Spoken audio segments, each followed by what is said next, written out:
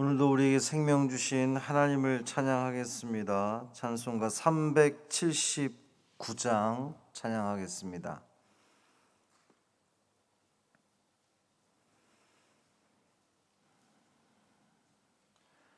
찬송 379장. 내 갈 길 멀고 밤은 깊은데 찬양함으로 새벽 기도를 시작하겠습니다. 내 갈 길 멀고 밤은 깊은데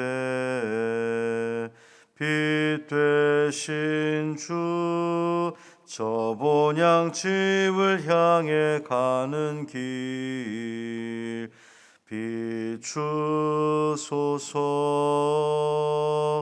내 가는 길 달지 못하나 한 걸음씩 늘 인도하소서. 이전에 방탕하게 지낼 때 교만하여 맘대로 고집하던 이 죄인 사하소서. 내 지은 죄 다 기억 마시고 주 뜻대로 늘 주장하소서.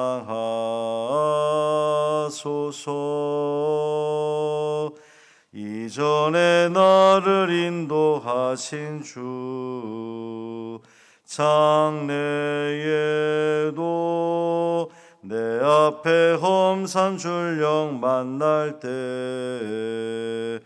도우소서. 밤 지나고 저 밝은 아침에 기쁨으로 내 주를 만나리.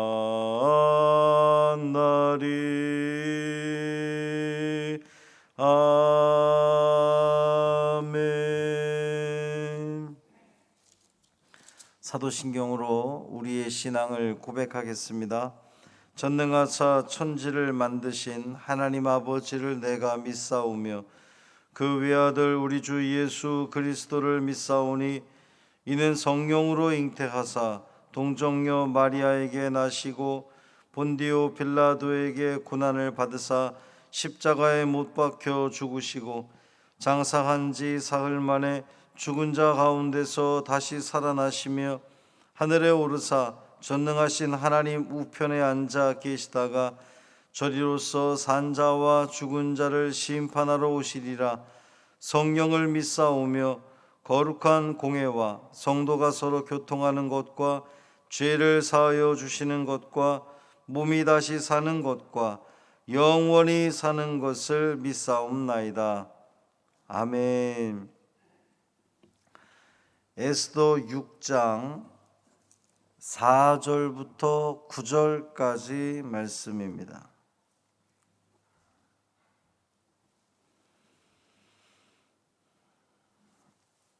에스더 6장 4절부터 9절까지 말씀 함께 읽겠습니다. 왕이 이르되 누가 뜰에 있느냐 하매 마침 하만이 자기가 세운 나무에 모르드게 달기를 왕께 구하고자 하여 왕궁 바깥뜰에 이른지라. 측근 신하들이 아뢰되 하만이 뜰에 섰나이다 하니 왕이 이르되 들어오게 하라 하니 하만이 들어오거늘 왕이 묻되 왕이 존귀하게 하기를 원하는 사람에게 어떻게 하여야 하겠느냐. 하만이 심중에 이르되 왕이 존귀하게 하기를 원하시는 자는 나 외에 누구리요 하고 왕께 아뢰되 왕께서 사람을 존귀하게 하시려면 왕께서 입으시는 왕복과 왕께서 타시는 말과 머리에 쓰시는 왕관을 가져다가 그 왕복과 말을 왕의 신하 중 가장 존귀한 자의 손에 맡겨서 왕이 존귀하게 하시기를 원하시는 사람에게 옷을 입히고 말을 태워서 성중 거리로 다니며 그 앞에서 반포하여 이르기를 왕이 존귀하게 하기를 원하시는 사람에게는 이같이 할 것이라 하게 하소서 하니라. 아멘. 이 말씀 하나님 말씀입니다. 오늘도 주님과 동행하시는 복 있는 삶 되기를 주님의 이름으로 축원합니다. 아하수에로 왕은 잠을 이루지 못하는 동안에 이제 왕궁 서고에서 실록을 가져다가 왕궁 일기를 가져다가 좀 읽어봐라. 근데 하필 그 읽은 내용이 이전에 모르드게가 반역자들을 고발한 그 내용, 어떤 상을 줬느냐? 기록에 모르드게가 반역자들을 고발한 것은 있는데 어떠한 상이 주어졌는지는 기록에 없습니다. 아, 그래? 그냥 둬선 안 되지. 상을 줘야지. 누가 뜰에 있느냐? 이제 이렇게 부릅니다. 근데 이때는 아마 날이 거의 밝아오는 시점으로 그렇게 보여져요. 그러니까 아하수에로 왕은 지난 밤에 밤을 꼬박 이제 세우는 거죠. 날이 밝자마자 이 모르드게에게 보상하는 문제를 측근 신하와 논의하기 위해서 누가 있느냐 부른 겁니다. 근데 그때에 하만이 그 이른 아침에 하만이 문 밖에 서 있는 거예요. 하만이 그 이른 아침에 온 이유가 뭡니까? 모르드게에 대해서 왕께 이야기를 하고 왕의 명령이 모든 사람은 모든 신하는 다 하만에게 절하라고 했는데 저 모르드게가 절하지 않았습니다. 고발하고 이제 장대에 높이 달아 죽일 것을 왕에게 허락받으려고. 그러니까 하만이 얼마나 모르드게를 싫어하고 미워했는지 그냥 적당히 싫어하고 미워한 게 아니에요. 꼭두 새벽부터 와서 왕께 그 허락을 받으려고 그렇게 나왔다는 자체가 얼마나 이 하만이 모르드게를 죽이고 싶어 했는지를 보여줍니다. 이제 하만은 자기가 그토록 경멸하는 저 모르드게를 빨리 죽이고 이제 그날 또 잔치에 가야 되니까 두 번째 잔치에 참여를 해야 되니까 이제 그 마음으로 온 거죠. 하만은 모르드게가 자신에게 절하지 않은 것을 왕에게 이야기를 하면 왕은 당연히 아주 쉽게 허락할 것으로 그렇게 기대를 했습니다. 사실 왕이 지난 밤에 그 실록 왕궁 일기를 읽지 않았다면 하만이 왕에게 저 모르드게가 왕의 명령을 어기고 저에게 절하지 않았습니다 라고 말해서 저자를 처형해야 되겠습니다. 그랬다면 왕이 당연히 흔쾌히 허락을 했을 거예요. 왕이 이 아하수에로 왕의 성품을 보건대. 그런데 지금 왕에게 가장 중요한 게 뭡니까? 모르드게, 자기를 구원해 준 저 모르드게에게 어떤 상을 줄까 지금 거기에만 골몰하고 있는 거예요. 밖에 하만이 서 있습니다. 그래, 안으로 들어와라. 그리고 이제 하만에게 묻는 거죠. 왕이 존귀하게 하기를 원하는 사람이 있는데 그 사람에게 어떻게 하면 좋겠느냐. 그 말을 듣고 하만이 어떻게 생각했습니까? 왕이 존귀하게 여기기를 원하는 사람은 나밖에 없지 라고 생각을 한 거예요. 아주 큰 착각이요 교만이었던 거예요. 이 왕이 모르드게라고 하는 이름을 표현하지 않고 그냥 왕이 존귀하게 여기기를 원하는 사람이라고 말했다는 것이 우리가 주목할 부분입니다. 만약에 왕이 하만에게 물을 때에 모르드게라고 하는 실명을 거론해서 야, 지난 그 때에 저 반역자들을 고발한 자가 모르드게라고 하는 자였는데, 저 문지기였는데, 그 문지기에게 내가 상을 주고 싶은데 어떻게 하면 좋겠느냐 라고 말했다면 하만이 뭐라고 그랬겠어요? 당연히 어떤 수를 써서라도, 어떠한 모략을 꾀해서라도 그 모르드게에게 상을 주지 못하도록 모함을 했을 거란 말이죠. 그런데 왕이 그렇게 모르드게 이름을 이야기하지 않고 그저 왕이 존귀하게 하기를 원하는 사람이 있는데, 그러니까 이 지극히 자기중심적이고 교만하기 끝이 없었던 이 하만은 왕이 존귀하게 여기기를 원하는 사람은 이 나라에 나밖에 없다라고 착각하고 교만한 거예요. 하나님께서는 사람의 입술까지도, 생각과 입술까지도 주장하시는 분이십니다. 왕의 입술을 통해서 모르드게라고 하는 이름을 지칭하지 않고 왕이 존귀하게 여기기를 원하는 사람, 이렇게 표현하게 만드신 거죠. 자, 하만이 그렇게 마음속에 야, 나밖에 없지, 그렇게 생각을 하고는 왕에게 말하기를, 왕에게 조언하기를, 왕이 입으시는 왕복을 입히고 왕의 말을 태워서 머리에 왕관을 씌우고 성중에 다니면서 왕이 존귀하게 여기기를 원하는 사람은 이렇게 대접합니다 라고 퍼레이드를 하게 하소서. 우리는 알죠. 그것이 하만에게 있을 일이 아니라 모르드게에게 있어질 일이라는 것을 우리는 압니다. 우리는 이 장면을 읽으면서 얼마나 웃음이 나요. 얼마나 고소합니까? 이야, 저 어리석은 하만 보소.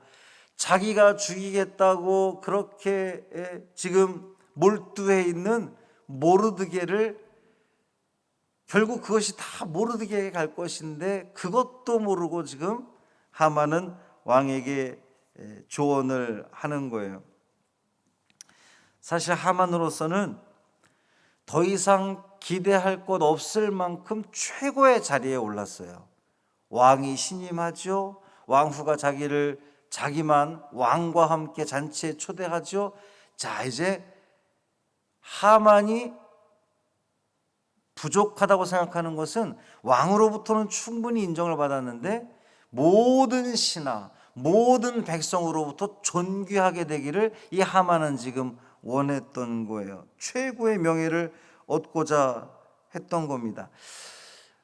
이 대목에서 우리가 이제 충분히 유추해 볼 수 있는 것은 하만의 이 성품, 또 하만이 지금까지 해오는 일들을 우리가 보면 하만은 왕에게 이렇게 아첨하고 또 그 계략을 통해서 왕으로부터 왕의 눈을 멀게 해서 신임을 얻었을런지 몰라도 다른 신하들과 백성들로부터는 인정받지 못하고 있었던 거예요. 그러니까 하만은 내가 왕으로부터 인정받는 것에 만족하지 않고 저 신하들, 다른 신하들보다 또 저 백성들로부터 존귀히 여기고 싶은 그 욕심, 그 욕망, 그것이 결국은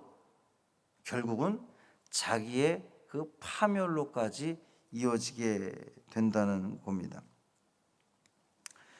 이 같은 하만의 교만은 최근에 왕후가 베푼 잔치 자리에 왕과 함께 유일하게 초청받은 것이 계기가 돼서 더욱 커졌을 거예요. 그런 점에서 다시 한번 우리가 생각하게 되는 것은 이 왕후 에스더의 지혜가 얼마나 대단했던가를 우리는 알 수가 있습니다. 여러분, 교만한 자는, 만족하지 못하고 욕망이 끝이 없는 자는 결국 이렇게 자기 스스로가 패망의 길로 들어갈 수밖에 없다는 거예요. 잠언에도 말씀하기를 교만은 패망의 선봉이요 거만한 마음은 넘어짐의 앞잡이니라, 이렇게 말씀하셨습니다. 사랑하는 성도 여러분, 우리는 우리 삶 가운데에 얼마나 만족하며 얼마나 감사하며 살아갑니까? 특별히 이 사순절에 우리가 생각하기 원하는 것은 교만한 마음, 거만한 마음, 욕망들은 결국 우리를 더욱더 죽음의 나락으로, 하나님과 더욱더 멀어지게 한다는 사실을 여러분 기억하시고, 언제나 우리 입술에서 결과론적인 이야기지만 하만이 왕의 또 그 왕후의 총애에 대해서 만족해하고 감사했다면 이런 결과는 우리 다음 시간에 보겠지만 그런 결과는 자기에게 오지 않을 거예요. 그러나 만족하지 못하고 감사하지 못하고 끝없는 욕망을 추구했을 때에 결국 자기 자신의, 자기 스스로 자기가 파놓은 그 구덩이에 자기가 들어가게 되는 그러한 그 우울을 범하게 된다는 사실입니다.